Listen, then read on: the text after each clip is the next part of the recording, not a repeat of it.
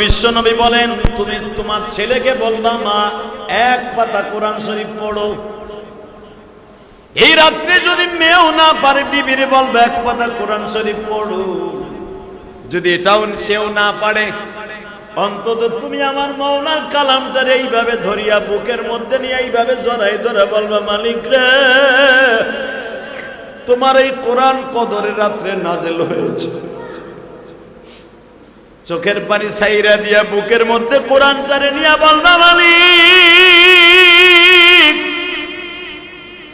এই কোরআনের জন্য তোমার নবী দান দান মোবারক শহীদ হয়েছে।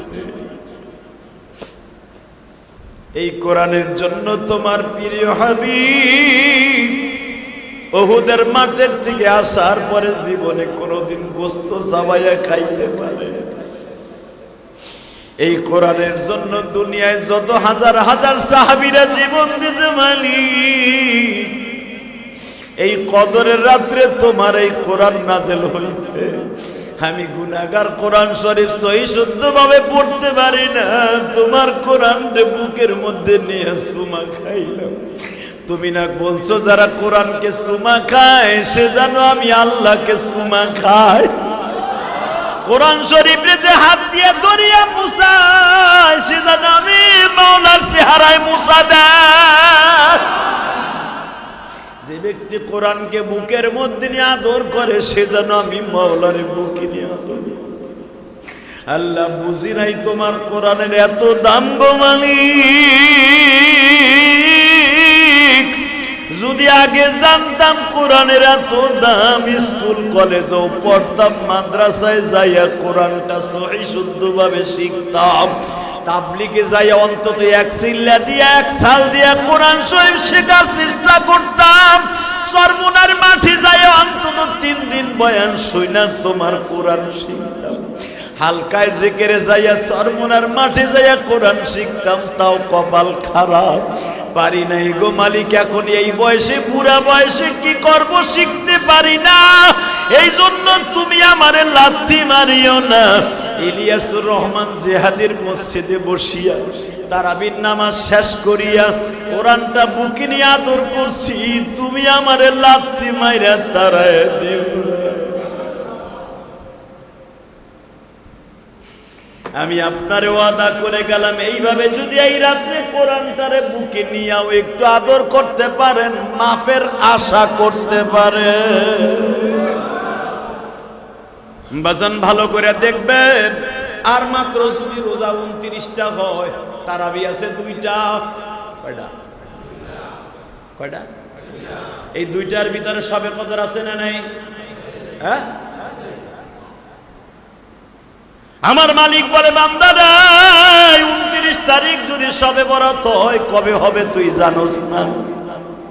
সবে বরাত যদি 29 তারিখে হয়, আমি মালিক তোর সাথে ওয়াদা দিলাম, তোর জন্য জান্নাত ওয়াজিব। যদি সবে বরাত অন্তত সবে কদরে 2 রাকাত নামাজ যদি তুই সাক্ষী রাখতে পারিস, তোর জন্য জান্নাত ওয়াজিব। আজকে যখন পাইছি আগামী 29 তারিখ সবে কদর পাবো কিনা তার সন্দেহ। আজকে যখন পাইছি, ইনশাআল্লাহ আজকে অন্তত 4 রাকাত, 8 রাকাত, 6 রাকাত নামাজ পড়বো ইনশাআল্লাহ। এখন যদি ভালো না লাগে, বাস বাসায় যে ঘুমায় পড়বেন। সেহরিতে অন্যান্য দিন ওঠেন আধা ঘন্টা আগে, আজকে একটু 1 ঘন্টা আগে উঠবেন। কয় ঘন্টা? কারণ আমার আল্লাহ, তানাজ্জালুল মালাইকাতু ওয়ার রূহু ফিহা বিইذনি রাব্বিহিম মিন কুল্লি আমর। বান্দা, আমি প্রথম আসমানে আইছি, আমি হাত 2টা বাড়ায় বলছি, আয় আলা মিন মুস্তাগফিরিন ফাআগফির আলা। জীবনে কত গুনাহ করছো, শয়তানের ধোকায় পড়ে আমার কাছে চা, আমি তোর গুনাহ সব মাফ করে দিব। আলা মিন মুস্তাগফিরিন, তোর চাকরি নাই, তোর ঘর ভাড়াও দেয় নাই, এখনো মার্কেট করতে পারোস নাই, আমি জানি। রাজনৈতিক ভাবে তুই পঙ্গু হয়ে গেছো। আগে আওয়ামী লীগ করতে, এখন বিএনপির ঠেলায় আর জামাত ইসলামের গুতায় তোর চান্দা দিতে দিতে তোর পকেটে পয়সা নাই, আমি আল্লাহ জানি। কথা কর না কেন? কারণ তুই 15 বছর কামাইছ, আর তোর 5 মাসে তোর যা আসল হয়ে গেছে, এটা আমি আল্লাহ জানি। এটা তোর বিচার, তুই কোন নেতার কাছে চাইস না। আলামিন মুস্তারজিকিন ফারজুকা। আপনি ভাইবেন না আমি বানাই কইতেছি। আপনার পকেটে টাকা আছে না নাই আল্লাহ জানে কি জানে না? জোরে কোন? জানে কি জানে না? আপনি কয়টা মিথ্যা মামলা খাইছেন দোষ না করেও, এটা কে জানে? আল্লাহ সেই কথা বলে, আলা মিন মুস্তারজিকিন ফাআরজুকা। মিথ্যা মামলা খাইছ তুই জানোস আর আমি জানি, তুই এটা করস নাই, দলের কারণে মামলা খাইছ। আমি ওয়াদা দিছি তোর মামলার উকিল আমি হব। হ্যাঁ সুবহানাল্লাহ। সেহরির সময় যে কইব এ জোরে কও। আল্লাহ নিজে বলেন, আলা মিন মুস্তারজিকিন ফাআরজুকা আলা কাদা হাত্তা ইয়াতলা'আল ফাজর উফি আলা কাদা হাত্তা ইয়াতলা'আল ফাজর। এইভাবে তোর মনের যত কথা আছে আমার কাছে ক, কদরের রাত্রে আমি সব শুনবো, কারণ আমি তোর কাছে চলে আসছি, তুই যা কবি তাই শুনবো। তোর কাছে হাত বাড়াই দিছি, চা কি চাবি চা, আলা কাদা এইভাবে চাইতে থাক, তুই যা চাবি তাই পাবি, তুই যা চাবি তাই পাবি। আল্লাহর কাছে চাইতে কম চাবো? হ্যাঁ, প্রথম চাবো আজকে আল্লাহ আমাকে মাফ করে দাও। কি চাবো বলেন? 2 নম্বরে আমার জনম দুঃখিনী মায়েরে মাফ করে দাও। 3 নম্বরে আমার বাবারে মাফ করে দাও। 4 নম্বরে আল্লাহ এমন সম্পদ তুমি আমারে দিও কারোর সামনে যেন মাথা নত করতে না হয়, আবার এমনটা দিও না যেন তোমার রাস্তা দিকে সরে যায়। আছে না নাই? হ্যাঁ, অনেকে দেখবেন সম্পদের গরমে ও আল্লাহরই ভুলে যায়। আছে না নাই? আমি আল্লাহ বান্দার ইস্তেকবালের জন্য, বান্দাকে মাফ করে দেওয়ার জন্য তানাজ্জালুল মালাইকাতু ওয়ার রূহু ফীহা বিইذনি রাব্বিহিম মিন কুল্লি আমর। আমি আমার সমস্ত ফেরেশতাদেরকে আমার বান্দাদের জন্য নিয়োজিত করে দেই এবং আমি আমার বান্দার জন্য প্রথম আসমানে চলে আসি, যেন আমার বান্দা আগ্রহ করে এই রাতটাকে দামি মনে করে বেশি বেশি ইবাদত করে। এই রাতের ইবাদত সম্পর্কে বিশ্বনবী বলেন, বুখারীতে আসছে, এই রাত্রে আমার বান্দা 3টা কাজ বেশি করবে। কয়টা? জোরে কর, আরো জোরে। কয়টা? হ্যাঁ, কয়টা বলেন? 1 নম্বরে ইবাদত। 1 নম্বরে কি? জোরে কর, আরো জোরে। 2 নম্বরে তেলাওয়াত। 2 নম্বরে কি? হ্যাঁ, জোরে কর। 2 নম্বরে তেলাওয়াত, 3 নম্বরে হলো জিয়ারত। জিয়ারত বুঝেন? কবর জিয়ারত। এখন প্রশ্ন আসতে পারে, ইবাদত নয় করলাম, তেলাওয়াত নয় করলাম কোরআন শরীফের, কিন্তু জিয়ারত করব কেমনে? মায়ের কবর তো সেই 20 মাইল দূরে, বাবার কবরটা তো সেই আজ থেকে 100 মাইল দূরে, ওখানে যাব কেমনে? প্রশ্ন আসে না? এই রোজা রাইকে হাউলি কবরস্থানে কেমনে যাব? ইমামবাড়ি কবরস্থানে কেমনে যাব? প্রশ্ন আসতে পারে। এই প্রশ্ন আপনারও আসছে, আমার বিশ্বনবীর সাহাবীদের মধ্যেও আসছে। ইয়া রাসূলুল্লাহ, আমাদের বাবার কবরটা তো সেই মক্কা, এখান থেকে প্রায় 450 কিলোমিটার দূরে। আমার মায়ের কবর তো সেই মক্কায়, আমরা মক্কার থেকে মদিনায় যাব কেমনে? এই কদরের রাত্রে যাইতেও তো আমাদের 1 সপ্তাহ সময় লাগবে, 12-13 দিন সময় লাগবে। ওই জামানায় তো আর বাস ছিল না, ওই জামানায় বিমানও ছিল না, জামু কেমনে? বিশ্বনবী বললেন, কবর জিয়ারতের জন্য কবরস্থানে যাওয়া শর্ত না। সুবহানাল্লাহ বলেন না? আরো জোরে বলেন। সাহাবীরা খুশির আনন্দে আত্মহারা হয়ে গেলেন। কবরস্থানে যাওয়া তো শর্ত না, না, তাহলে কোথায় বসে করব? বিশ্বনবী বললেন, মসজিদের কোনায় বসবা, চোখের পানি ছাইরা দিবা, প্রথম আমার মাওলাকে অন্তত 4 রাকাত, 6 রাকাত, 8 রাকাত, 10 রাকাত, 12 রাকাত, 16 রাকাত, 20 রাকাত, 100 রাকাত, তোমার যতটুকু মন চায়। কদরের রাত্রের নামাজ কোনো নির্ধারণ নাই। অনেকে বলেন 12 রাকাত, অনেকে বলেন 8 রাকাত, অনেকে বলেন 16 রাকাত। এটা টাটকা ভুয়া কথা। কদরের রাতের নামাজের কোনো শেষ নাই। আপনি যত পড়বেন তত লাভ। বলেন, যত পড়ব, যত পড়ব, সবাই বলেন, যত পড়ব। যেরকম এক্সাম্পল, জেলাপির ভিতরে চিনি যত দিবেন তত মিষ্টি, ঠিক না বেটি? রসের নাস্তার ভিতরে, অর্থাৎ ফিরনির ভিতরে, পায়েসের ভিতরে চিনি, খেজুরের রস, খেজুরের মিঠাই যত দিবেন তত এটা বাংলা শব্দ এইভাবে বলে, যত গুড় বলেন, যত গুড় ঠিক যত ইবাদত তত সওয়াব, যত ইবাদত, সংক্ষেপে বুঝাই দিলাম।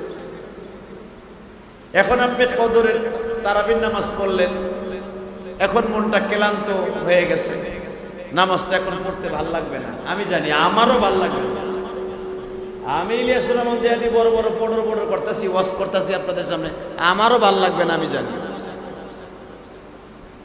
এখন কি করার? এখন দরকার নাই, বাসায় যেয়ে ভাত খাবেন অথবা না খান শুয়ে পড়বেন। যদি শুয়ে পড়তে মন না চায় অন্তত এক পারা কোরআন শরীফ পড়বেন। তাহলে আমার নবী যে বলছিলেন 1 নম্বরে ইবাদত, বলেন তারাবি দীর্ঘ সময় পড়ছি, সবই ক্লান্ত আসছে না?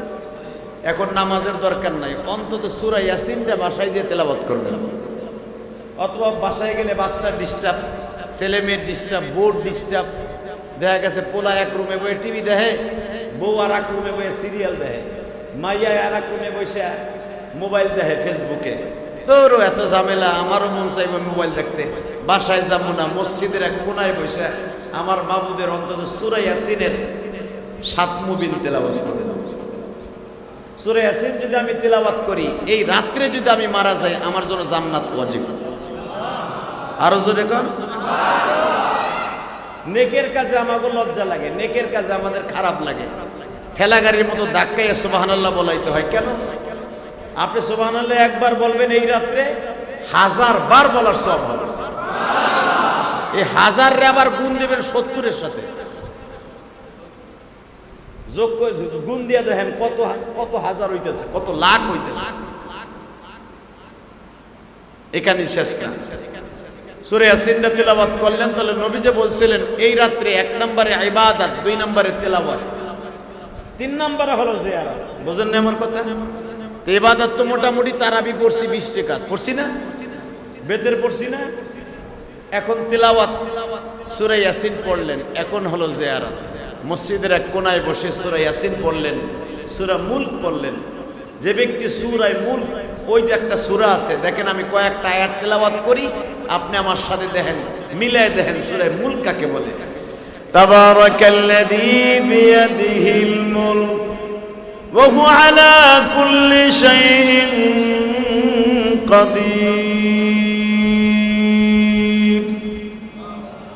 الذي خلق الموت والحياة ليبلوكم أيكم أحسن عملا وهو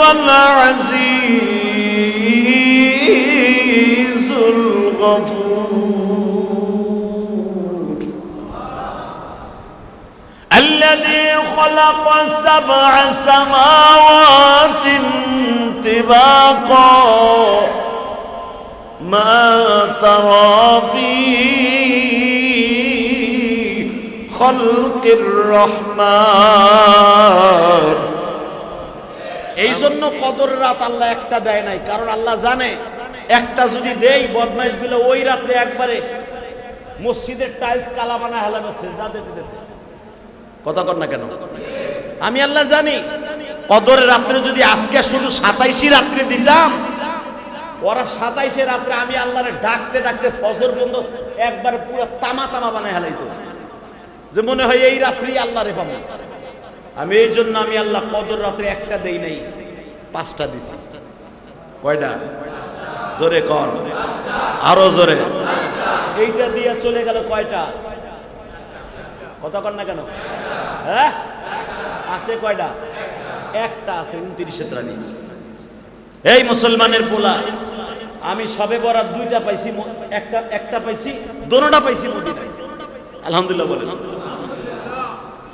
আমি যখন প্রথম সবে কদর পাইলাম, আমাকে বাংলাদেশে তখন ছিল 18 রোজা, সরি বাংলাদেশে ছিল 20 রাত, আর ওই দেশে ছিল 21 রাত।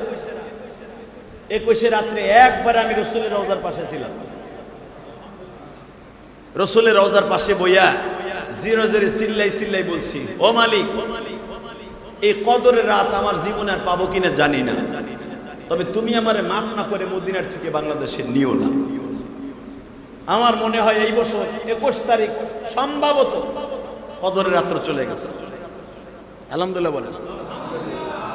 আমি যার কাছে জিজ্ঞেস করছি সমস্ত উলামা একরাম বলেন 21 তারিখে বাংলাদেশে সবে কদর চলে গেছে। সম্ভবত বলা যাবে না ওই রাত্রি গেছে, হতে পারে 27 তারিখও আজকে চলে যেতে পারে। কথা বলেন না কেন?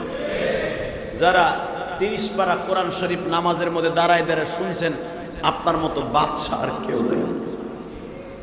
যারা 30 পারা কোরআন শরীফ যে হাফেজরা পড়াইছে, এক একটা খতমের বিনিময়ে 70টা করে খতম পাইছে।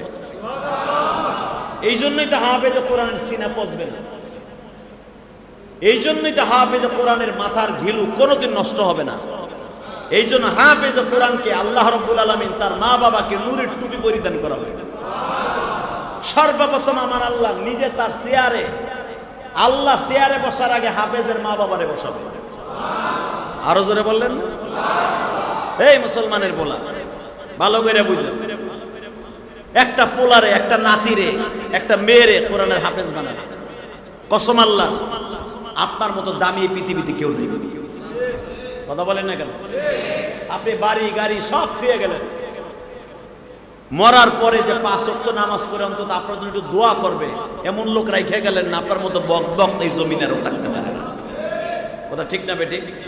তো এই জন্য বিশ্বনবী বলেন, যারা কোরআন তেলাওয়াত করে ইবাদত করার পরে মোটামুটি করে কবর জিয়ারতের নিয়াত করে মসজিদের কোনায় হোক ঘরের কোনায় হোক বসে বসে নামাজ পড়বে, আল্লাহ সুবহানাহু ওয়া তাআলা তার বাবা মাকে টার্গেট করে যেই দোয়া করবে দোয়া কবুল হয়ে যাবে। অতএব দোয়া করার দরকার আছে না নাই? তারাবি পড়ছি না ইনশাআল্লাহ? তাই নবী বলছে ইবাদত, 2 নম্বরে তেলাওয়াত, কিছু না কিছু তেলাওয়াত করব। রাজি আছি না নাই? আসি? করব তো সবাই? কে কে করব তেলাওয়াত? দেখে হাত তুলে দেখাই তো কে কে তেলাওয়াত করব। অন্তত 1 পাতা কোরআন শরীফ পড়বে, 1 পাতা হইল, 1 পাতা কোরআন শরীফ হইলে পড়বে ইনশাআল্লাহ। হাত নামান। এখন যদি কোন হুজুর আমি তো কোরআন শরীফ পড়তে পারি না, এখন আমি কি করব? আমি তো ছোটকালে মা বাবা গরিবের ঘরে জন্ম নিয়েছিলাম, কোরআন শরীফ দেখেও পড়তে পারি না, আমি কি করব?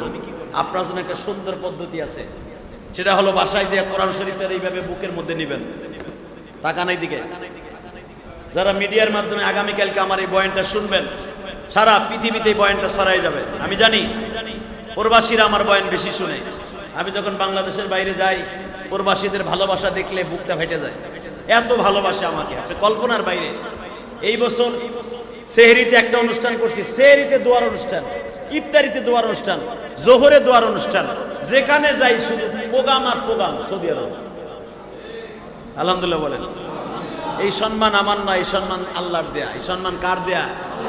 হ্যাঁ, কিভাবে ঠিক পায় জিলিয়াস রহমান যদি অমুক হোটেলে আছে, যাকে যাকে মৌমাছির মতো লোকগুলো হোটেলে খুঁজা খুঁজা আমার বাইর করে, খুঁজা খুঁজা বাইর করে কেমনে কিভাবে, হুজুর আমাদের তাবুতে যেতে হবে, হুজুর আমার হোটেলে যেতে হবে, হুজুর আমাদের অমুক জায়গায় যেতে হবে দোয়ার জন্য, হুজুর আপনার জন্য অপেক্ষায় আছে, আপনি কবে আসবেন। এই ভালোবাসা আমি ইলিয়াস রহমান জিহাদি প্রবাসীদের ভালোবাসা জীবনে শেষ করতে পারবো। এই ভালোবাসা আমার মায়ের দোয়া, এই ভালোবাসা আমার নানার দোয়া, এই ভালোবাসা একমাত্র আমার রব্বে কারিমের ফজল ও করম। কত বক্তাই তো, কত মানুষই তো সৌদি আরবে যায়, কেউ তো কাউরে জিজ্ঞেস করে না, কিভাবে খুঁজা খুঁজা বাড়ি করে আমি নিজেও জানি না। এটা আল্লাহর ফজল ও করম। কথা ঠিক না বেঠিক? তো আমি আপনাদের সকলের কাছে বলবো, যারা কোরআন শরীফ পড়তে পারেন না তারা এইভাবে বাসায় যাবেন, বাসায় যে আপনার মেয়েটাকে বলবেন, মা তোমার না 1000 টাকা বেতন দিয়ে কোরআন শরীফ শিখাইছি, হ্যাঁ আব্বু তুমি 1 পাতা কোরআন শরীফ পড়ো তো, আমি শুনি। সুবহানাল্লাহ বলেন না? আপনার স্ত্রীকে বলবেন, তুমি 1 পাতা কোরআন শরীফ পড়ো তো, আমি তোমার পাশে বসে বসে শুনি। এখন যদি বলেন, হুজুর আমার মাইয়াও জানে না, আমার পোলাও জানে না, আমার পোলা জানে ইংলিশ, আমার পোলারে যদি বলি একটা প্যারাগ্রাফ মুখস্থ করে দাও, 5 মিনিটে করে দেয়। আমার পোলারে যদি একটা ইংলিশে একটা কবিতা বলতে বলি, বাস 2 মিনিট লাগবে শোনাইতে। কিন্তু হুজুর আমি ভুল করে ফেলেছি, আমার ছেলেও তো কোরআন শরীফ পড়তে জানে না। এরকম আল্লাহর ওলি আছে না নাই? হ্যাঁ, বাংলাদেশে এমনও বুদ্ধিজীবী ছিল, আপনারা জানেন কয়েক বছর আগে বাংলাদেশে এক নাস্তিক মরছিল। এক বুদ্ধিজীবী, অনেক বড় বুদ্ধিজীবী, নাম করে চিনে নেবেন। এই বদমাইশের পোলা মরার পরে, বাপ মরার পরে, আমাদের দেশে তো মাশাআল্লাহ মুক্তিযোদ্ধা কোন নাম কি দেখেন না, শেখ হাসিনা মুক্তিযোদ্ধা করতে করতে এখন বেচারি পতনী হয়ে গেছে। কতক্ষণ না কেন মুক্তিযোদ্ধা আসমান উঠাই দিয়েছিল, আর ওরাও মনে করছিল ম্যাজিস্ট্রেটের পাওয়ার পেয়ে গেছে। কতক্ষণ না কেন ফুডার ঘরে ফুডা শেখ হাসিনারে শেষ করছে এই মুক্তিযোদ্ধারা। এই বিডির যে পাম দিছে আর শেখ হাসিনা পামে ফুলছে, ফুলে আজকে দিছে বাস দিবে। কথা বলেন না কেন? খাবি না মুক্তিযোদ্ধা ভাতা নিবি না, বাইরে লুলা বানালো, খালি মুক্তিযুদ্ধ কইলি পিডাম। কথা কন না কেন? একবার মুক্তিযুদ্ধ কবি এক পিডাম, তোকে মুক্তিযোদ্ধা বাদ, এখন 24-এর মুক্তিযুদ্ধ শুরু হয়েছে। কথা বলেন না কেন? তোরাই দেশটার অধপতনে দিছে। আগে মুক্তিযোদ্ধাদের পক্ষে জোরালো বক্তব্য দিতাম আমি, কেন জানেন?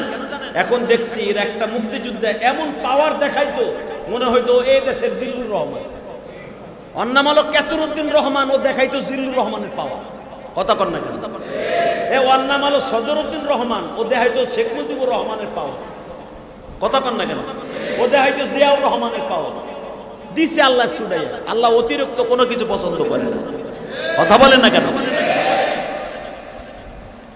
এক বুদ্ধিজীবী মুক্তিযোদ্ধার পোলা জানাজায় খারাইছে, আপনারা দেখছেন, সারা দুনিয়া দেখছে সোশ্যাল মিডিয়ায়। ঈদের নামাজে জানাজা উঠলে হাত উঠাইতে হয় না? মুক্তিযুদ্ধের পোলা জাতীয় ঈদগাহে ঈদে তার জানাজার নামাজ পড়তে খাড়াইছে। হে মনে করছে এত জীবনে কেমনে পড়ে এটা দেখে নাই, সবাই জানাজায় খাড়াইছে, উনি বুদ্ধিজীবীর পোলা, উনি হাত উঠাইতেছে, উনি ঈদের নামাজ পড়তেছে। আর মিডিয়াও কি বেজরমার বেজরমা, ওই দিকে ওর দিকে ধরে রাখছে। বুদ্ধিজীবীর পোলায় করে কি মগার মগায় করে কি, সবাই তাকবীর দেয়, হাত না এইভাবে বান্দা তারাবি। এই জানাজার নামাজে কি হাত উঠাইতে হয়? কথা কন না কেন? বুদ্ধিজীবীর পোলা হাত উঠাইতেছে, মশা খাইতেছে। মিডিয়া ভালো করে এটা কভারিং করছে। আর দেখছে দেখো মুক্তিযুদ্ধের পোলা ক্যামেরিস্ট বিশ্ববিদ্যালয়ে পড়ছে, সে আমেরিকা, সে লন্ডন, এমন কোন এলেম নাই, শিক্ষা অর্জন করে নাই, জানাজাটা কেমনে পড়তে হবে বাট পারবে বেড়া বাপ্পা এটা শেখে। কি দাম আছে বলেন? কুত্তার দাম আছে, আপনার জিন্দিগির দাম নাই। ঠিক না বেটে? হ্যাঁ, এই জন্য আমার বিশ্ব নবী বলেন, তুমি তোমার ছেলেকে বলবা, মা এক পাতা কোরআন শরীফ পড়ো। এই রাত্রে যদি মেয়েও না পারে, বিবিরে বলবে এক পাতা কোরআন শরীফ পড়ো। যদি এটাও সেও না পারে, অন্তত তুমি আমার মাওলার কালামটার এইভাবে ধরিয়া বুকের মধ্যে নিয়ে এইভাবে জড়াই ধরে বলবা, মালিক রে, তোমার এই কোরআন কদরের রাত্রে নাজেল হয়েছে। চোখের পানি ছাইরা দিয়া বুকের মধ্যে কোরআনটারে নিয়ে বলবা, মালিক, এই কোরআনের জন্য তোমার নবী দান দান মোবারক শহীদ করছে। এই কোরআনের জন্য তোমার প্রিয় হাবিব উহুদের মাঠের থেকে আসার পরে জীবনে কোনোদিন গোশত চাবাইয়া খাইতে পারে। এই কোরআনের জন্য দুনিয়ায় যত হাজার হাজার সাহাবীরা জীবন দিয়েছে, মালিক, এই কদরের রাত্রে তোমার এই কোরআন নাজেল হয়েছে। আমি গুনাহগার, কোরআন শরীফ সহি শুদ্ধভাবে পড়তে পারি না, তোমার কোরআনটা বুকের মধ্যে নিয়ে সুমা খাইলাম। তুমি না বলছো যারা কোরআনকে সুমা খায় সে যেন আমি আল্লাহকে সুমা খাই। কোরআন শরীফে যে হাত দিয়ে দরিয়া মুসায় সে যেন আমি মাওলার চেহারায় মুসা দেয়। যে ব্যক্তি কোরআনকে বুকের মধ্যে নিয়ে আদর করে সে যেন আমি মাওলার বুকে নিয়ে আদর। আল্লাহ বুঝি নাই তোমার কোরআনের এত দাম গো মালিক। যদি আগে জানতাম কোরআনের এত দাম, স্কুল কলেজেও পড়তাম, মাদ্রাসায় যাইয়া কোরআনটা সহি শুদ্ধভাবে শিখতাম, তাবলিগে যাইয়া অন্তত এক চিল্লা দিয়া এক সাল দিয়া কোরআন শরীফ শেখার চেষ্টা করতাম। সরমুনার মাঠে যাইয়া অন্তত 3 দিন বয়ান শুইনা তোমার কোরআন শিখতাম। হালকায় জিকিরে যাইয়া সরমুনার মাঠে যাইয়া কোরআন শিখতাম, তাও কপাল খারাপ, পারি নাই গো মালিক। এখন এই বয়সে, বুড়া বয়সে কি করব, শিখতে পারি না। এই জন্য তুমি আমারে লাথি মারিও না, ইলিয়াসুর রহমান জিহাদির মসজিদে বসিয়া তারাবির নামাজ শেষ করিয়া কোরআনটা বুকে নিয়ে আদর করছি, তুমি আমারে লাথি মাইরা তারায় দিও। আমি আপনারে ওয়াদা করে গেলাম, এইভাবে যদি এই রাত্রে কোরআনটারে বুকে নিয়েও একটু আদর করতে পারেন, মাফের আশা করতে পারেন। বাজান ভালো করে দেখবেন, আর মাত্র যদি রোজা 29টা হয়, তারাবি আছে 2টা। কয়টা? কয়টা? এই 2টার ভিতরে সবে কদর আছে না নাই? হ্যাঁ, আমার মালিক বলে বান্দারা 29 তারিখ যদি সবে বরাত হয়, কবে হবে তুই জানোস না? সবে বরাত যদি 29 তারিখে হয়, আমি মালিক তোর সাথে ওয়াদা দিলাম তোর জন্য জান্নাত ওয়াজিব। যদি সবে বরাত অন্তত সবে কদরে 2 রাকাত নামাজ যদি তুই সাক্ষী রাখতে পারিস, তোর জন্য জান্নাত ওয়াজিব। আজকে যখন পাইছি আগামী 29 তারিখ সবে কদর পাবো কিনা তার সন্দেহ। আজকে যখন পাইছি ইনশাআল্লাহ, আজকে অন্তত 4 রাকাত 8 রাকাত 6 রাকাত নামাজ পড়বো ইনশাআল্লাহ। এখন যদি ভালো না লাগে বাস বাসায় যে ঘুমায় পড়বেন। সেহরিতে অন্যান্য দিন ওঠেন আধা ঘন্টা আগে, আজকে একটু 1 ঘন্টা আগে উঠবেন। কয় ঘন্টা? কারণ আমার আল্লাহ তানাজ্জালুল মালাইকাতু ওয়ার রূহু ফিহা বিইذনি রাব্বিহিম মিন কুল্লি আমর। বান্দা আমি প্রথম আসমানে আইছি, আমি হাত দুটা বাড়ায় বলছি, আয় আলা মিন মুস্তাগফিরিন ফাগফির আলা। জীবনে কত গুনাহ করছো, শয়তানের ধোকায় পড়ে আমার কাছে চা, আমি তোর গুনাহ সব মাফ করে দিব। আলা মিন মুস্তাগফিরিন, তোর চাকরি নাই, তোর ঘর ভাড়াও দেয় নাই, এখনো মার্কেট করতে পারোস নাই, আমি জানি। রাজনৈতিক ভাবে তুই পঙ্গু হয়ে গেছো। আগে আওয়ামী লীগ করতে, এখন বিএনপির ঠেলায় আর জামাত ইসলামের গুতায় তোর চান্দা দিতে দিতে তোর পকেটে পয়সা নাই, আমি আল্লাহ জানি। কথা কর না কেন? কারণ তুই 15 বছর কামাইছো আর তোর 5 মাসে তোর যা আসল হয়ে গেছে, এটা আমি আল্লাহ জানি। এটা তোর বিচার, তুই কোন নেতার কাছে চাইস না। আলামিন মুস্তারজিকিন ফারজুকা, আপনি ভাইবেন না আমি বানাই কইতেছি। আপনার পকেটে টাকা আছে না নাই আল্লাহ জানে কি জানে না? জোরে কোন? জানে কি জানে না? আপনি কয়টা মিথ্যা মামলা খাইছেন দোষ না করেও, এটা কে জানে? আল্লাহ সেই কথা বলে, আলামিন মুস্তারজিকিন ফারজুকা। মিথ্যা মামলা খাইছ তুই জানো স্যার, আমি জানি তুই এটা করস নাই, দলের কারণে মামলা খাইছ। আমি ওয়াদা দিছি তোর মামলার উকিল আমি হব। হ্যাঁ সুবহানাল্লাহ। সেহরির সময় যে কইব এ জোরে কও। আল্লাহ নিজে বলেন, আলামিন মুস্তারজিকিন ফারজুকা আলা কাদা হাত্তা ইয়াতলা'আল ফাজর ওফি আলা কাদা হাত্তা ইয়াতলা'আল ফাজর। এইভাবে তোর মনের যত কথা আছে আমার কাছে ক, কদরের রাত্রে আমি সব শুনবো। কারণ আমি তোর কাছে চলে আসছি, তুই যা কবি তাই শুনবো। তোর কাছে হাত বাড়াই দিছি, চা, কি চাবি চা, আলা কাদা এইভাবে চাইতে থাক।